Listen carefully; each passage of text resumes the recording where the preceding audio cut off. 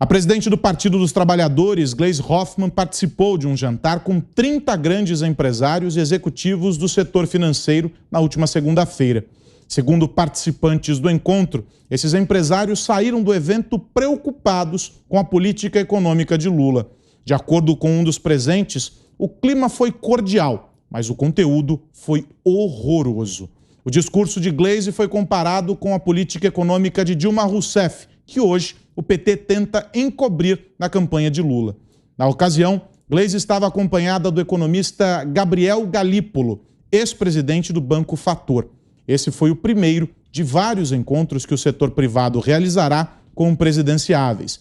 Entre os pontos abordados por Gleisi, que foram considerados problemáticos por empresários, está o discurso contrário às privatizações e a defesa de que o Estado deve ser o gerador de crescimento do país. Na avaliação de participantes ouvidos pelo jornal, o ponto alto do evento foi quando Gleisi afirmou que Roberto Campos Neto será mantido no posto de presidente do Banco Central. Zé Maria. Olha, em primeiro lugar, não dá para tirar o presidente do Banco Central, que agora ganhou independência e mandato, né? Então, o Roberto Campos Neto vai sim continuar na presidência do Banco Central, qualquer presidente que seja eleito, ou seja, vendendo lote na rua. Segundo, o Lula, ele já começa a definir ali linhas claras da sua equipe econômica, inclusive o Galípolo, que seria aí um indicado para o Ministério da Economia, ou existe uma proposta de desmembrar planejamento e economia, né, fazenda e planejamento, haverá um detalhamento desta proposta no programa de governo do Partido dos Trabalhadores. Esta aparente sensibilidade, esta aparente tranquilidade de Gleisi Hoffmann, que foi muito elogiada pelo ex-presidente Lula, né? Não é a realidade. A ideia dela, as ideias do PT são de agressividade exatamente contra o capital privado e contra a economia aberta. Por exemplo, aumentar estatais, já se fala, alguns petistas falam na possibilidade de reestatizar algumas empresas que já foram privatizadas e não privatizar nada, de privatizar a Eletrobras, a Petrobras e assim por diante, ou seja, enganação pura. Nesta conversa aí, o PT acabou levantando inseguranças, inclusive sobre a condução da economia no Brasil. Vamos lembrar que a Gleisi Hoffmann era ministra forte, ministra-chefe da Casa Civil de Dilma Rousseff. Unha e carne. Fiuza, 3 minutinhos para você. Quero te ouvir também. Não, você só pode se decepcionar quando você tem alguma expectativa. O empresário que vai ao jantar com a Gleisi e se declara decepcionado, ele deve ter vivido em Marte nos últimos 20 anos. Senão não tem como se decepcionar. Infelizmente é fato que, apesar de ser um partido que representa e sempre representará algo que virou um bando e assaltou o país, tem aí um número talvez até significativo de agentes econômicos que estão aí flertando, conversando nos bastidores, esse aí nem é bastidor, né? Sonhando não sei com o quê. O Alckmin diz que dizia que era a volta ao local do crime. Eu não sei se tem empresário querendo voltar ao local do crime ou se fazendo de distraído, mas, de fato, nenhum deles estaria autorizado a se decepcionar diante de uma palestra da Gleisi Hoffmann. Ana, deixa eu te ouvir, 2 minutinhos. Aros, eu até anotei aqui, né, que a Gleisi disse que o Estado é gerador de crescimento no país.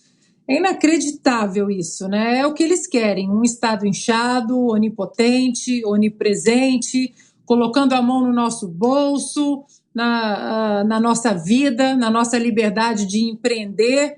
Lembrando que o PT já disse, né, que dentro do plano de governo, caso eles tomem aí o Planalto de novo, eles pretendem revogar a reforma trabalhista, eles pretendem revogar o teto dos gastos, ou seja, tudo aquilo que produz mais liberdade econômica, né? O o capital privado aí é o grande gerador, né? O livre mercado, esses são as grandes ferramentas de geração, né, de crescimento no país, e, no entanto, vem a Glaze aí se opondo a exatamente aquele manual básico de crescimento econômico de qualquer nação próspera, né? Muita gente costuma falar comigo, Aros, que os Estados Unidos, mas os Estados Unidos, eles são uma nação livre, é um país livre porque é uma nação muito próspera. Mas não é, ao contrário, Aros, é uma nação muito próspera, porque é uma nação muito livre, onde o governo ele coloca aí, tenta pelo menos colocar a mão no mínimo possível.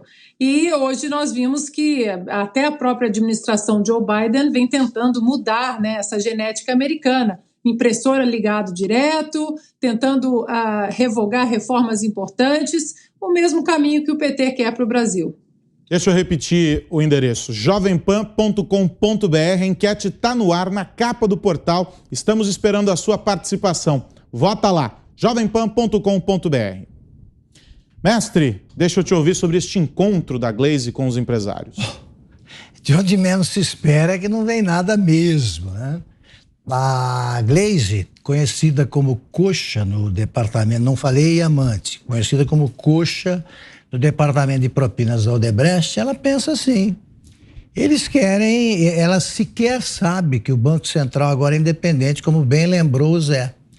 Não existe mais isso, vou botar no Banco Central fulano. Aliás, quando o Lula conseguia ainda indicar alguém para esse cargo, ele indicou o Henrique Meirelles, que era do PSDB e que agiu com independência, ainda bem, que salvou um pouco aí do que podia ser salvo no Brasil, governado pelo Lula. Eu acho o seguinte, quanto mais eles falam, menos votos eles têm. Deixa falar. É bom que todos se reúnam com a Glaze, que se reúnam com o Lula e deixa falar. Eu já disse aqui que não acredito em pesquisas, não tenho confiança em pesquisas e que sou coerente. Agora que elas estão sendo ajustadas pelos institutos para que fiquem mais conectadas com a realidade, eu também não acredito. Mas eu acredito no que a gente sente, no que jornalistas sensíveis aí percebem. Então, não bate com o que as pesquisas iam mostrando, que chegariam à liderança, como previu o Guilherme Fiuza, chegariam a 103% se a margem de erro oscilasse para cima, 103% do Lula, claro. Agora eles estão admitindo que o Lula está na descendente. Claro, começou a falar. Quanto mais falam, menos votos tem, repito.